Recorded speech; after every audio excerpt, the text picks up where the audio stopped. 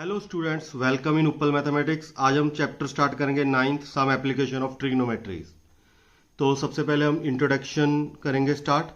तो इसमें क्या, जो भी हमने ट्रिग्नोमेट्री पढ़े, ट्रिग्नोमेट्री रेशियोज, उसमें हाइट और डिस्टेंस, ठीक है, फाइंड आउट करने के लिए हम चैप्टर स्टार्ट करेंगे सम एप्लीकेशन ऑफ ट्रिग्नोमेट्री। इसमें क्या है, बस आपने दो वैल्यू पढ़नी है, दो चीजें रीड करनी है, एंगल ऑफ एलिवेशन और एंगल ऑफ डिप्रेशन। अगर आपने ये दो रीड कर ली तो आपसे डायग्राम भी बिल्कुल इजी बन जाएगी और आपसे क्वेश्चन भी बिल्कुल इजी सॉल्व हो जाएंगे। ठीक है, इसकी एनसीईआरटी में एक ही एक्सरसाइज है। ठीक है, पहले आप इंट्रोडक्शन कर ले, फिर हम एक्सरसाइज करेंगे।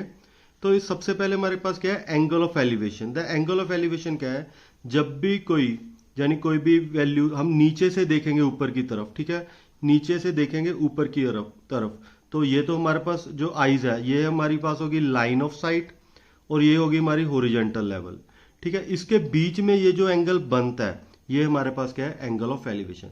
जैसे यहाँ कोई हमारे पास बिल्डिंग है, ठीक है, हम बिल्डिंग के टॉप पे देखते हैं, बिल्डिंग के टॉप में, ठीक है, जिस जहां से हम देख रहे हैं, ठीक है, और जो हमारा हॉरिजॉन्टल लेवल है, इसके बीच में जो हमारे पास एंगल है, वो हमारे पास होता है एंगल ऑफ एलिवेशन।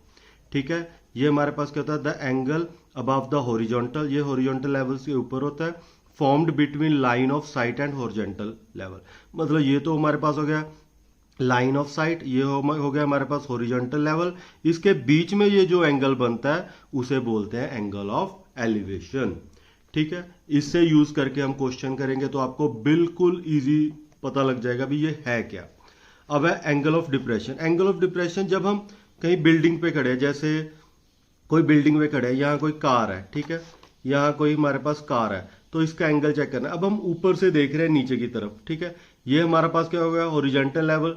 ठीक है, ये हो गया हमारे पास लाइन ऑफ साइट। ठीक है, ये हमारे पास हो गया लाइन ऑफ साइट। इसके बीच में ये जो एंगल बनता है, formed between line of site and horizontal level, this is called the angle of depression. इसे हम क्या बोलते हैं, एंगल ऑफ डिप्रेशन। ठीक है, अगर ये एंगल है, हमने एक नाइन्थ क्लास में भी पढ़ा है, अगर ये 30 डिग्री है तो ये भी क्या होगा हमारे पास 30, क्योंकि दो हॉरिजॉन्टल लाइन है, ये भी हॉरिजॉन्टल है, ये भी हॉरिजॉन्टल है, इसके बीच में ये क्या है हमारे पास, ट्रांसवर्सल लाइन है, तो ये दोनों हमारे पास एंगल क्या होते हैं, इक्वल। इसे हम क्या बोलते हैं, अल्टरनेटिव इंटीरियर एंगल। ये हमारे पास ट्रांसवर्सल लाइन है, ये हमारे पास हमने नाइन्थ में पढ़ा अल्टरनेटिव इंटीरियर एंगल। अगर ये 30 है तो ये भी हमारे पास क्या हो जाएगा, 30 डिग्री हो जाएगा। तो इसे क्वेश्चन सॉल्व करना बिल्कुल इजी हो जाएगा। और इसे और हमने पिछले 8 चैप्टर में क्या पढ़ा है, P B P H H B. ठीक है, जहां पंडित बद्री प्रसाद हर हर बोले, पी पॉन एच किसके इक्वल होता है, sine theta. B upon H किसके इक्वल होता है, कॉस थीटा। और पी पॉन बी किसके इक्वल होता है, टेन थीटा।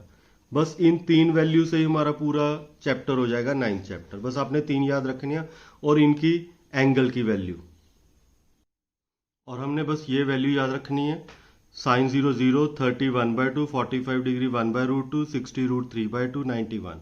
इसी तरह कॉस की और टेन की। इसके साथ आपका पूरा 9th चैप्टर क्लियर हो जाएगा। तो एक एग्जाम्पल करते हैं। ठीक है,